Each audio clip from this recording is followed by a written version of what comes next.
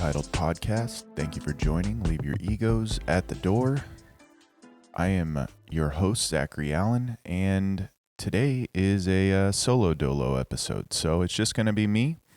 Not sure if my voice sounds a little different. It's 3:30 in the morning, and these are the first words that I'm really saying for the day. So I've been having plenty of conversations with myself in my head so far, trying to figure out what to really do here with today's podcast episode and really trying to figure out what to do after my last podcast episode. And obviously, I'd like to get into some of that, but before we do, I would like to take a second to give a word from our sponsor. Today's sponsor is laundry. Make a pile in your closet, wash it, make a new pile in the corner of your room. Laundry, the gift that keeps on giving. If you do not procrastinate your laundry, I don't know who you are. If you don't spend multiple days pulling clean clothes out of a pile of clean clothes in the corner of your bedroom, I'd love to have you on the podcast. You are truly an inspirational person. You are a hero. So my last podcast episode, very mixed reviews. And I would say those mixed reviews were by people who live here in the Midwest, people who live in Troy, specifically, and people who live outside of the Midwest, people who live outside of Troy. I have had a quote going through my head nonstop since my last podcast, and it's a quote by Oscar Wilde. And I had heard it a while ago, and I wanted to look it back up because I wanted to get the wording perfect on it, because I can paraphrase things, but I went ahead and wrote it down here, and I'm going to read it. And I don't hardly ever read anything. I don't hardly ever plan anything for these podcasts. Whenever I have a guest on, we sit down about 10 minutes before the podcast, and I say, hey, this is what I want to talk about. Are you game? We might text a little bit back and forth so that I can give them some context to kind of prepare, but really these are very open-ended conversations, and there's a theme in mind with each specific person that I ask to be on the podcast. There's a theme in mind in my head when it comes to me doing this podcast in general. My wife has really challenged me lately to figure out what that is. Like, what is the purpose of this podcast? Is it to be just an outlet for me? Is it to be something that actually helps people? Is it to be something that is related to weight loss and health? And, maybe all of those things. But this specific quote really struck me because, one, Oscar Wilde is a really unique character. He's like a poet who also dabbled in so many different areas of life. He's a socialite. And he wrote literature. I recently just got finished reading Dorian Gray by him, which is such a unique book. And it's very interesting to hear how Oscar Wilde writes in that book, because it's like this one really long poem. But anyways, to the quote. The quote is, "Man is least himself when he talks in his own person. Give him a mask and he will tell you the truth." I'm sorry. For some reason, my nose just started running. So I apologize that I keep kind of reaching up and touching my face. I'm trying to be better about that. But back to the quote. So, man is least himself when he talks in his own person. Give him a mask and he will tell you the truth. The reason why this quote has been bouncing around in my head since my last podcast is it was the first podcast that I had received some negative feedback on. Negative feedback about my conduct, negative feedback about my attitude towards certain things, negative feedback even about my guest. And I don't feel the need to necessarily defend anything and be like, No, you guys are the problem. This, that, and the other. But I do feel the need to address some of the things that were said in that last podcast, because while I do feel that I was speaking the truth, my wife uses this quite often with me of speaking the truth in love. Now, this is not me trying to make any excuses for anything.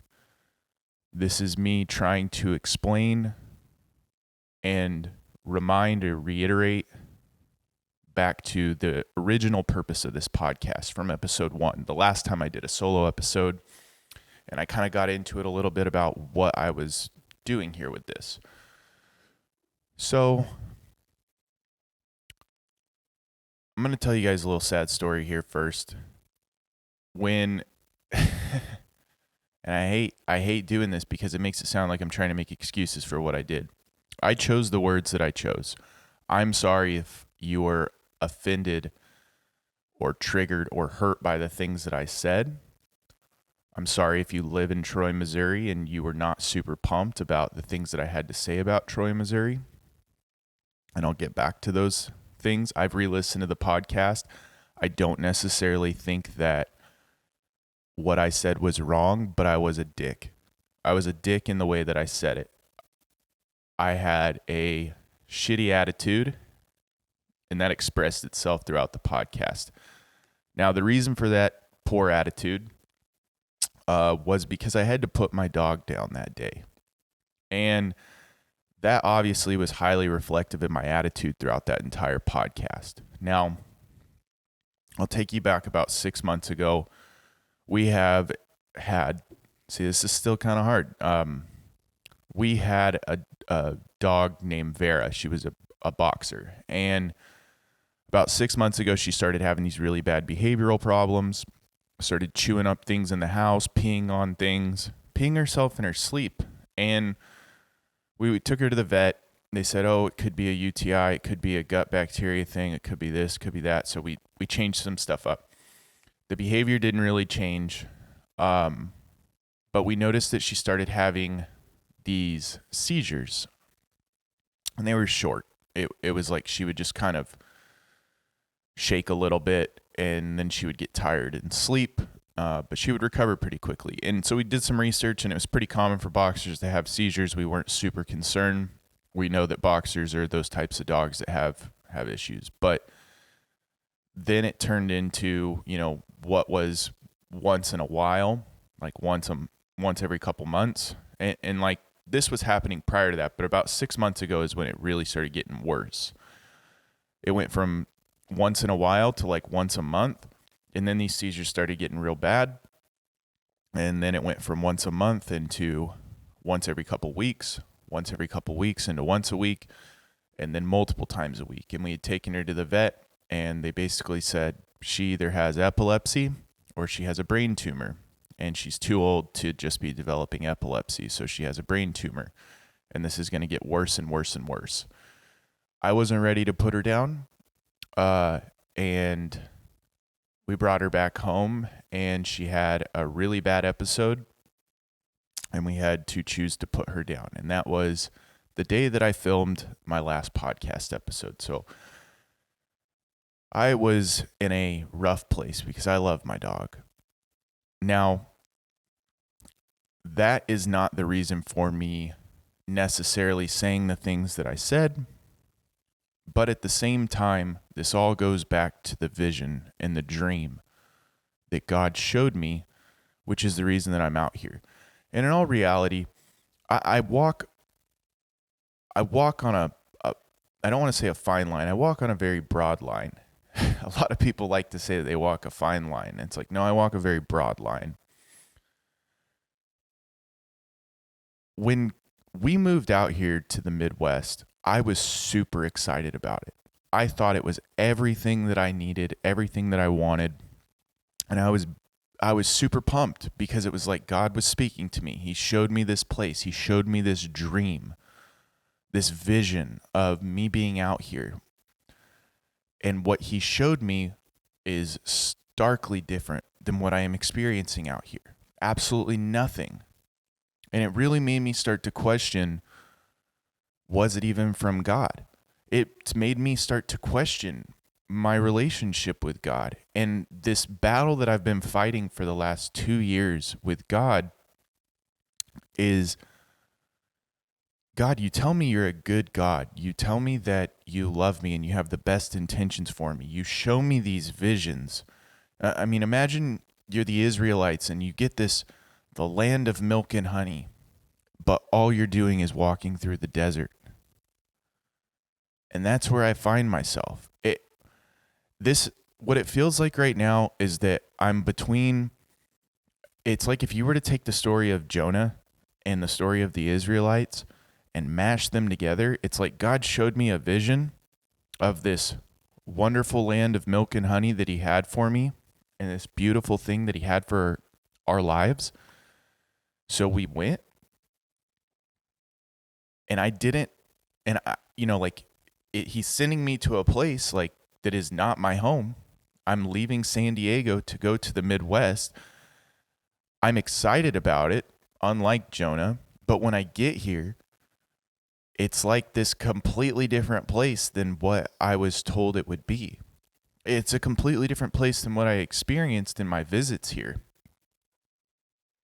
And I've really struggled with that. And I think a lot of that came out in that podcast. And it's not in any way an expression of what Troy is, what the Midwest is. It's simply my frustration with a calling that God placed on my life and me feeling like I'm being left in this hole almost, this desert, this dry season for the last 2+ years. And just when I think I see that beautiful place that God showed me, it's a mirage.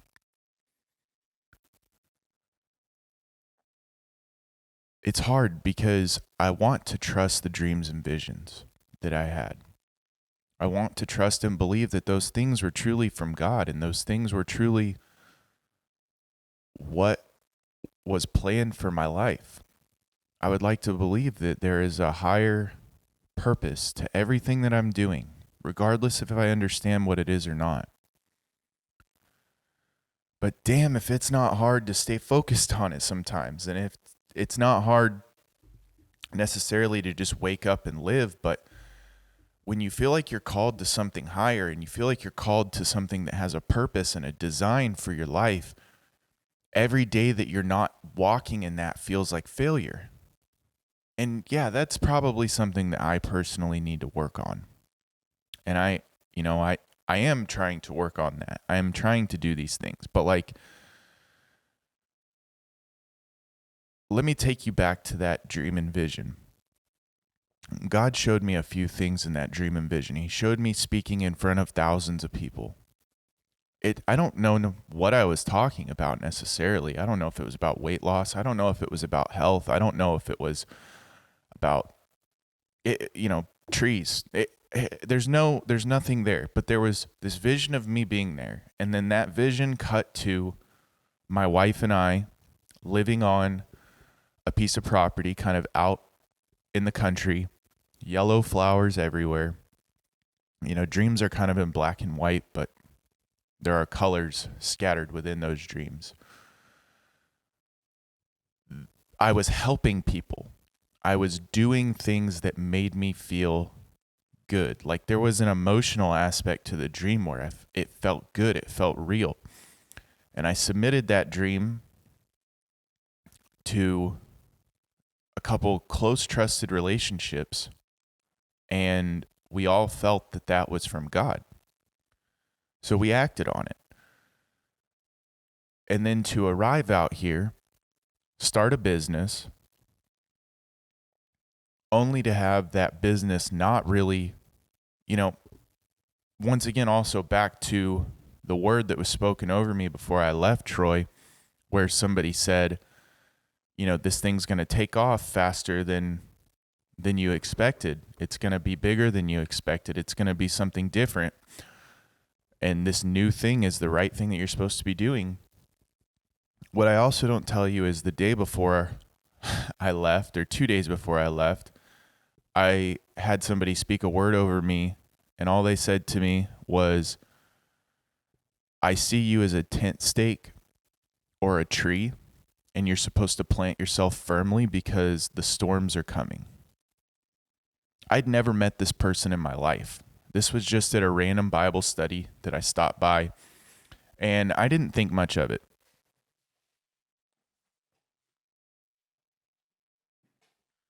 Sorry, this chair is having some issues and it keeps dropping down. I didn't think much of it because I had this much more positive, awesome word spoken over my life prior to that I was kind of putting all of my hope and faith into. So these two contrasting visions and dreams for my life I'm wrestling with. And I show up here, I start this business, and I'm seeing more of vision 2 rather than vision 1 occurring in my life. Then the injury happens and my back gets messed up.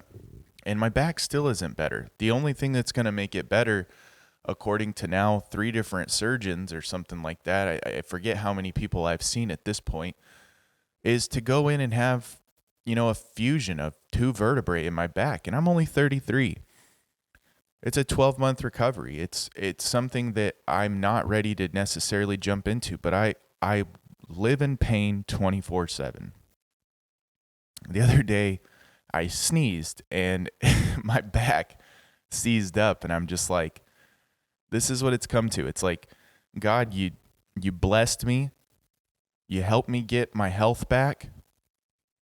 I follow into this path that you have for me, and now my health is gone. My physical health is gone. I'm in like one of the worst physical health places that I've been in a very long time. And it's manifesting itself into the way that I present myself because, like I said, everything is connected, mind, body, and spirit. So when my body is failing me, my mind starts to falter, my spirit starts to falter. And any one of those areas in your life can be causing one of those other areas or both to be out of tune. 2 areas can be out of tune. Multiple areas, the whole thing can be out of tune. But so what do I start doing? I start questioning, what the absolute F am I doing here? Like, why am I here? Why did you bring me here to have this, this shit storm? Like, why did you bring me here to drop me on my head is what it feels like. There's going to be a lot of people who hear this and go, God would never do that. God never let you down. God would never put you in a situation that you couldn't handle. Yeah, I call bullshit on all that. And the reason I do is because I don't necessarily think that I can handle what I'm in right now. Well, you can handle it if you have God. Yeah, maybe. But the thing is that's like that's like trusting in your captors, or you're a hostage, and that's like trusting in your captors to lead you to safety. It's putting faith into the person that I feel is responsible for the situation. And yeah, I know I'm responsible for my own decisions and the things that I do on a daily basis. I know I'm responsible for the actions that I take. But I was following through in what I thought was to be something different than what it is. And I'm still working on that. So that very long-winded explanation of what has been going on in my life, I don't want that to be seen as an excuse. I just want that to provide some clarification to the frustration that you heard in that last podcast. I do not hate it here. I am very frustrated here. I feel bottled up. And I let out some steam in that last one. And unfortunately, the people who got hit with that steam are the people who live here. So once again, I'm not going to apologize about something that I feel is true, but I am going to apologize for the way that I came across. So I apologize to anyone who was hurt by anything that I had to say, especially for the way that I said it. My frustration with God is not your problem. And that, that frustration comes from the dream, the vision, and honestly, I actually brought a book down here. Phil's wife, Tabitha, is a great person, and Tabitha actually bought me a book not too long ago that I just finished reading. It's called Understanding the Dreams You Dream by Ira Milligan. And I'm working through some stuff. So I've always had very detailed and I don't want to say passionate, but like that's kind of a decent word to describe. I've always had very, very vivid, intense dreams my entire life. I remember dreams from the time that I was 3 or 4 years old with such strong detail.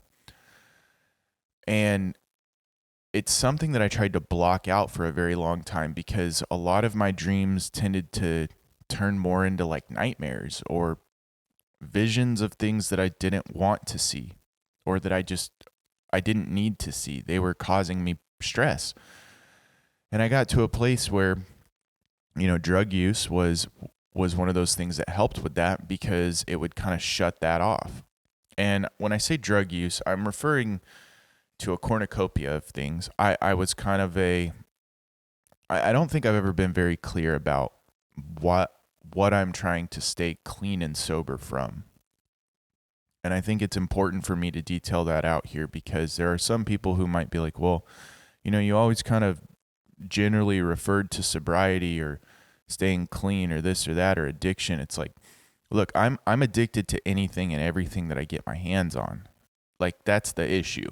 It's not that I was addicted to one specific thing. It's like if I tried something and I liked it, my mindset was like if a little bit is good, a lot is better. So I was the type of person where, there are some people who can casually smoke weed. Like, oh, I can have it once in a while and I'm okay. And, for those people, great, fine. I have no problem with that. I have no problem what people want to do with their lives necessarily as long as it doesn't affect me. But at the end of the day, I'm not that person. I was the type of person who I would wake up as soon as I got out of bed, I'm smoking. I'm smoking every 2 to 3 hours, and I'm staying that way all the way until I pass out at night. I was the type of person who would, take a 100 to 250 milligram edible before work, like on a daily basis. Like I would do those things just to be clear-headed enough to go into work. Now, this was in a time when I was unmedicated for my ADHD, not necessarily realizing that this was kind of a way of self-medicating the issue that I was having. But on top of that, like I was a pill person. Like I now am at the point where if a doctor prescribes me a painkiller, I have to make sure it's not an opiate. I have to make sure it's not something there because as soon as I get that first little bit, my body goes, this is the best freaking thing ever, and you need to just stay in this state for the rest of your life. It's like being hugged by God. And I have to stay away from stuff like that. And then guess what? When I don't have access to any of that, I would drink. I would drink on a daily basis. Like it was like I would just swap one thing for another. And when none of that was available, or when I was trying to do well, I would just eat myself to death. So when I say I have an addictive personality, I am like textbook for addictive personality. I am the type of person where you put anything in front of me that my brain finds to be good or enjoyable, I'm going to abuse the hell out of it. And staying clean and sober has been tough for me because it has been something that's been a part of my life since I was probably like 16, like where I was using some sort of substance on a regular basis to just get through life. And it was off and on, like I said, it was periods of, you can go back in my life and see, where I am based on pictures and where I am in addiction. It's like, oh, Zach's addicted to exercise here. He's getting in shape. Zach's addicted to food here. He's getting fatter than hell again. Zach's addicted to weed again. He has no emotion, or this or that or the other. It's like I'm constantly trying to find something to make my life seem better because my baseline is so low. My baseline for joy, my baseline for happiness is so low. And I don't necessarily know where that comes from, which is why I'm in counseling, which is why I'm in the place that I'm in. But all of that to say, drug use was something that helped me because it would block out dreams. It would block out my ability to go into these vivid, overwhelming states in my sleep that would keep me up. Like, I'm up at 3 a.m. You want to know why I'm up at 3 a.m? Because I had a super vivid dream, which I wrote down, and I couldn't fall back asleep. So what do? I pull out the book, Understanding the Dreams You Dream, that I was just given by Tabitha, and I start trying to look up some of the things that are in there. And dreams are a really weird thing, because Ira makes the statement that most dreams are from God. And he says that whether you're a Christian or not, he believes that most dreams are from God. And his idea behind that is, he gives some biblical context for it. I don't necessarily know if I believe that, but I do believe dreams have meaning, because whether you look at it from a biblical standpoint or a Christian standpoint, or you look at it from a standpoint of some other religion, dreams are important in pretty much anything that you have. The only people who really seem to say that dreams are unimportant are nihilists and hardcore atheists that kind of border on nihilism. Because, if nothing has meaning and nothing has purpose, then dreams don't have meaning and dreams don't have purpose. They're just a random amalgamation of thoughts and experiences that become a vision in your sleep, while your pineal gland and all these other glands in your body are just going nuts. Now, the dreams that I have that bother me are the ones that are repetitive, that I have over and over and over again. And they're like the same dream in different clothing. And when she bought me this book, I was really hoping to find an answer to what I was having this reoccurring dream and vision about. This dream that would just kind of haunt me over and over and over throughout my life. And I couldn't find an answer for it in here, but there was some things that broadly addressed certain aspects of repetitive dreams, certain aspects of things that I see within the dreams. But I've been writing down my dreams for years, and now I'm starting to kind of work through them and see if there's anything in here that I can find. So if you're somebody who is a big dreamer, I guess, that might be a good place to start for you as well. All of this, though, really is an attempt for me to get back to being me. I feel like I lost a part of myself last year when my back started having issues. And I don't necessarily know if I have told the story on here of what happened, so I'll kind of explain it quickly. And I wish I could say there was like an event or something that happened where it's like, this is what happened and now my back is hurt. Now, according to 3 doctors, my back issues are completely degenerative and likely due to the fact that I was 200 plus pounds overweight for a large portion of my life with a poor diet and a job that put me in a place that messed up my back. And I may have had an injury at some point, but since there's no clear date of injury or no clear point where I remember hurting my back, a lot of this looks degenerative. My back injury is, according to one of the doctors, I have the back of a 70-year-old with a bad back. So it's not just a 70-year-old, it's a 70-year-old with a bad back. I have severe degenerative changes. And when that happened, I feel like I lost a piece of myself. And I've been trying to get back to this place of being me, but it just feels so uncomfortable because when something as stupid as a sneeze can knock you out of your routine for a month because you have this shooting pain down your leg and this inability to even bend over and, pick something up off the ground without it taking you 10, 15 seconds to do so. If sitting in a chair is like actually going to sit in the chair is causing you problems, like your quality of life drastically disappears. And I didn't really know I was injured until one day I was walking through Walmart, and I'll get more back to that here in a little bit, something that I mentioned at the beginning of the podcast. But I'm walking through Walmart doing some grocery shopping, and I sneeze and my leg gives out and I fall to the ground in the middle of Walmart. And like, I had never had anything happen like this, but literally I sneezed and my leg stopped working for just enough time for me to fall to the ground. That was the turning point where I said, okay, I should probably go see a doctor about this. Go in and get an MRI, x-rays, all that stuff, only to find out that basically I'm almost missing a disc between my L5 and S1. And there are severe degenerative changes, and like I don't want to get into like the technical terms, but essentially my bones back there are not getting oxygen and they're slowly dying. And because they're slowly dying and that disc is slowly dying, it is causing me to put pressure on that secondary nerve.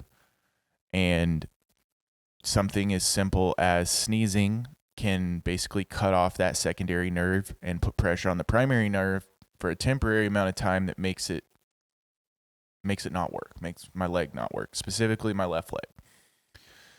So I have this beautiful gym that I'm afraid to use. So it's like, how do I get back to being me when I can't do the thing that makes me feel like me the most? That when I felt healthiest, when I felt my best in my life, how do I get back to that person? And I feel like there's a lot of people out there that at certain times in their life, they felt like they were in a good place. They felt healthy. And maybe that's you listening and you're trying to get back to that person. It's like, how do you get back to that person? And I wish I could tell you that I figured it out. Here's the answer. A, B, C, here you go. But it's like, it's going to be different for everybody. And finding that place of healthy for you is going to be a process of going back and looking at the things that were in your life at the time when you were doing them, at the time when you were healthiest, and saying, I may not be able to do all of this, but where can I start? Where's an easy place to start here? Was I eating better? Was I sleeping better? For me, it was like I was fasting every single day. I was exercising somewhat every single day. And in all honesty, I was smoking way too much weed at the time, but I was in a good place. And like, I'm trying to do all that without the weed. I'm trying to do all that from a good place. But meanwhile, it's like I'm trying to figure out what is manageable for me. And that there's a difference between what I desire and what I can manage. I would desire to be able to help 1,000 people with their weight loss. I could only maybe manage 50 to 100 people at a time in my best place. And that wouldn't hardly leave me time to do this podcast because I already barely have time to do this podcast. Going back to what I said I would get back to, a big part of that with coming out here and seeing this dream of what God had for me was me helping people. And right now I'm in a place where I've had to take a job at Walmart working just to make a little bit of money so I can take some time away and clear my head and figure out, like, what is this dream have to do with my overall happiness, have to do with my life, and trying to take a huge step back here in order to hopefully take some steps forward by gaining clarity and vision on what I need to do. Not every step forward or not every progressional step is a step forward. Sometimes you have to take a step back, get a look at the field that you're getting ready to walk into, and figure out what is the best path to go down. And I was in one of those places earlier this year where it's like everything that I'm trying to do is not turning to gold. Like there's some people who have the Midas touch. Everything they touch turns to gold. And then there are some people who everything they touch smells like dog shit. And like, no joke, that feels like my life this year. It's like everything that I touch is just terrible. And I'm trying to figure out what that is because that's not who I am. And I know that. I know that's not who I am. But it's what I'm going through. So it kind of is what I am right now. And I'm trying to get back to that. But it's like I barely have time to do this podcast because I have taken this job working overnights and so that I can still be around and be part of my family. But it's killing me. Like it's killing me not literally, but figuratively because I don't feel like it's doing anything except just providing me a little bit of income that helps me feel like I'm contributing to the family while I can't train people right now. While I can't, it's really hard to take on a big workload of clients and helping them lose weight and get healthy when I myself feel like I just said, I'm in one of the worst places that I've been with my health in a very long time. So I've had to take a big step back and I need to get myself back to a healthier place so that I can step back into that again. And I think it's part of that journey, part of figuring all of this out is figuring out what this routine needs to be in order for me to do that. And I'm trying to find routine and I'm trying to find balance in all the things that I need to do. And I feel like so many people are. And something that did work for me in the past was diligence consistency and diligence in that consistency, meaning that those sound like the same thing, diligence and consistency, but they are very different. And I believe they are very different. So if I want to do something consistently, it's like, okay, I want to consistently work out. Okay, well, how do I diligently, consistently work out? It's like, well, when I show up, I hit my workout with fervor. I hit my workout with an attempt to grow and get better. And I'm constantly pushing the edge of my boundary of what is possible and what I'm capable of in that consistency. So it's not just showing up, but it's showing up as good as you can every single day. Now, there's going to be some people who say that's impossible. And to those people, I say, quit being a bitch. This is where it gets hard because it's like speaking the truth in love. Look, sometimes there's a place to be like, hey, man, you're doing great. You just keep working at it. You're going to get it there. And then there's sometimes that you need to slap someone in the back of the head and go, what the hell is wrong with you? Get it together. Your health is one of those areas.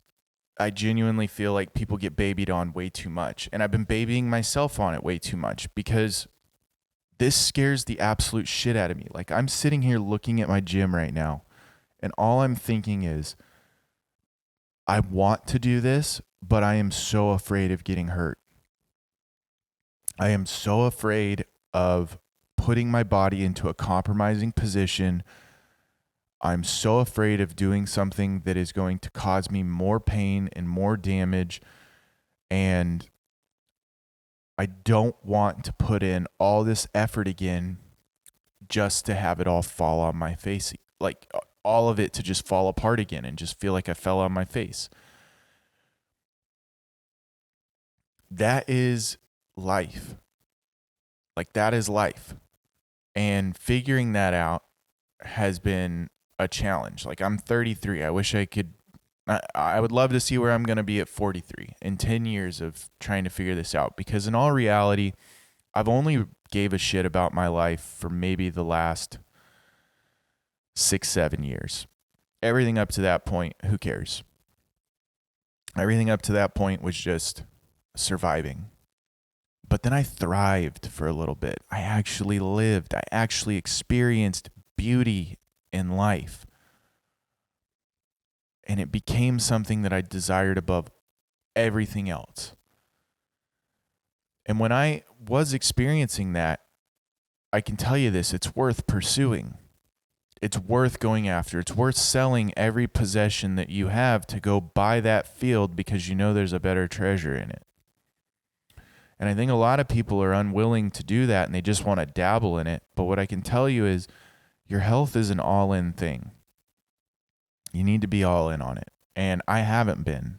And I have not been a good example to my community. I have not been a good example to my friends. And in all reality, I have felt like a hypocrite of a coach to my clients because meanwhile, I'm encouraging them to do these certain activities and behaviors and engage in certain mindsets while simultaneously I am falling far short of that standard for myself, which is hence the step back away from my business, the reduction in my clients, and taking a job and going, God, you didn't call me out here to work at Walmart. You didn't call me out here to work this job that in all reality means nothing, but all it's doing is providing a small replacement for the income that I was making training clients. And look, I didn't get into this to become a millionaire. I did get into this to make money and provide for my family. Like, I don't want my wife to be working. I don't want my wife to be doing all these things. She doesn't want to be doing them. I don't believe that she does. Based on the conversation that we have had, I'm sure she would much rather love to be a mom. And there's a lie being sold to our culture and our society that we need to work, and you live when you're old. And it's like, no, that is the wrong thing. There's a reason they keep pushing this work thing, because it only benefits the people who are creating the work. It's like we create a system that we all must reside within, and the people who are in charge of the system benefit the most. We should be benefiting from our lives. Our lives should not just be this, I have to wake up, I have to go to work, I have to do this, I have to do that. But unfortunately, this is the place that we've gotten ourselves by putting certain things at the top of our priority list, like technology and sex and food and all these things that we essentially make our gods. Like, I believe Jordan Peterson says it, but he says, God is what you aim at with your highest self. And like, I totally get what he's saying, because in the Bible, the word that we use for sin is hamartia. And, some people are going to say it's hamartia. Well, let's talk like not robots here for a second. And it's hamartia. And that means to miss the mark. It doesn't mean failure. It means to miss the mark, which means that you're aiming at something. Think about a dartboard. If you're aiming at bullseye, there's still a lot of places that can score you points right around that bullseye. There's even a second bullseye that's a little bit bigger. So we might be aiming at that red dot right in the middle of the dartboard, but we might hit the green circle around that, or we might hit one of the black and white areas. And those still can provide benefit to our life, but they're missing the mark. So when we say, God is what you aim at with your highest self, it's like, what are you putting at the top of your priority list? And that is your God. And if you don't believe in God, I challenge you to look at what you're putting at the top of your priority list, and it's going to look a lot like God. It's going to look a lot like someone who is devout towards a cause. And you can't serve two masters. You really can't. So you're either serving yourself or you're serving God. And it's one of those things that I am struggling with, because I want to get back to a place where I am doing both somehow. Like, I want to be the person who somehow manages to do what is undoable. Nothing motivates me more than when I feel like I can't do something, when it feels impossible. But the problem is I have to see some progress in it. Like, you tell me it's impossible to do something, that's fine. But if I can see a little bit of progress towards it, and I can see that it's getting better and better and better, and like there is a, a trackable or seeable progression through that, I'm going to keep going at it. If you tell me something's impossible and I just keep running headfirst into a wall, I'm probably going to quit. I'm probably going to be done with it, because I might then accept, hey, yeah, this is impossible. It's impossible for me to pick up my house. But if I can get a jack and just get the corner up a little bit, kind of cheat my way through it, I'm going to say, hey, it's still possible.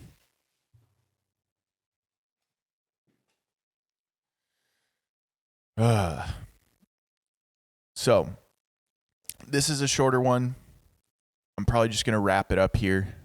I have another podcast to film today for the other podcast I've been doing with my friend Mike Sherbanenko on his book, Work It Out. If you're interested, I have a few copies of this book that I bought, and I'd like to give them away. It's a short, quick read. Each day is a new thing to kind of think about in getting your life to a place where you're comfortable, where you're working it out, mental health and recovery from any sort of life event that you've been through. This book will help you with it. And I would like to give you a book for free.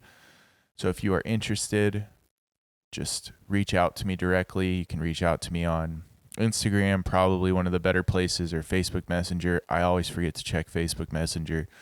I'm sure if I were to log in there right now, I was probably having a conversation with someone that I completely forgot about, because I'm terrible with it. I had to turn off the notifications because I got put in a group for a business thing that I was in, and there'd be like 50, 60 messages a day on there, and it was so distracting that I turned off the notifications, and I've just left them off, and it's been beautiful.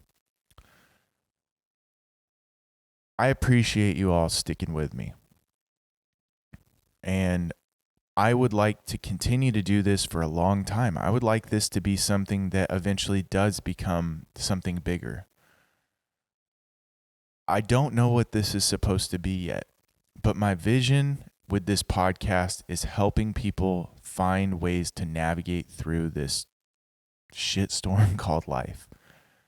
And I believe that there are 3 fundamental pillars that life is built on, and that is your mind, your body, and your spirit. And finding a way to balance all those things out is really important. I would like to do more of these solo episodes and get specific in talking about certain topics, but I introduced the podcast with a solo episode, and then my next solo episode is essentially a pseudo apology for being a dick. I hope it's not only going to be that way. Like, hey, I only get on and do solo episodes when I need to apologize or when I need to correct a narrative on something. I am hoping to be able to do something just me more often. But the reason I have certain guests on is to talk about different aspects of those things. Pastor Jesse, I had him on to talk about spiritual stuff, and we got a little bit out there. Have Mike Sherbanenko on, which now we're doing a podcast together to just talk about recovery and learning to love yourself. Have on Phil to talk about trust. And like, if anybody can trust, it's that guy. Phil is such an incredible person. And I feel like, especially locally, people don't give him a second look because in all honesty, they're too caught up in things that used to be. And I don't like that. I don't like that people treat someone poorly or don't give someone the time of day because they have a different feeling about that person than what reality is. Like, get to know him. Get to know Phil. He's a good person. Get to know each one of these guests. Like, don't just, like, if you're living in the Troy area, everyone that I've had on the podcast so far is from Troy. You can go and hang out with these people. You can go talk to them. You can go spend time with them and get to know them. Like, if something that they said in the podcast made you think or go, reach out to them. They would probably love to spend time with you.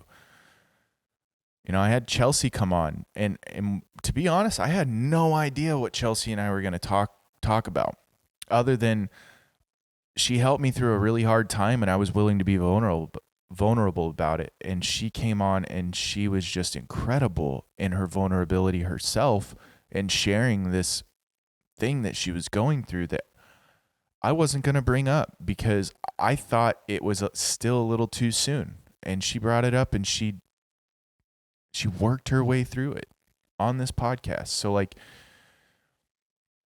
each one of my guests, the idea behind it is to show how extraordinary and resilient we are. And each one of these people has something incredible about them. I'm sure I could have on just about anybody on this podcast, and I could show you how, through conversation, how if you just take the time to sit down with somebody, you can learn something and you can find out something incredible about life, but you have to be willing to keep your eyes and ears open and listen in. I hope wherever you are in life that you are holding on to hope, because without hope, without purpose, without anything, this all seems like way too much. It seems like way too much effort, and it seems way too difficult to keep at it. That's what I want people to think, is you have to hold on to hope. That's the only thing keeping me afloat right now. It's the only thing that is keeping many of the people that I know afloat right now, is the hope that either things are going to get better or that things are going to change or that life is not going to always be this way. And it doesn't have to be. But hey, I love you all. Keep hoping.